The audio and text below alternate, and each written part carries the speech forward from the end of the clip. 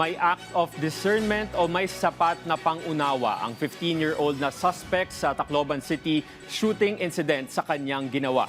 Sa ulat ng Philippine News Agency, sinabi ni DSWD Secretary Rex Gatchalian na batay sa ulat sa kanya ng kanilang social workers, alam ng nasabing menor de edad kung ano ang tama at mali. Sa kabila nito, hinihintay pa umano ang opisyal na resulta ng psychological evaluation na isinagawa sa dalawang menor de edad na suspect na kapwa nasa kustodiya ngayon ng Regional Rehabilitation Center for Youth sa Tacloban City. Patuloy din aniya ang ginagawang trust-building interventions para sa pagkalap ng mga mahalagang impormasyon.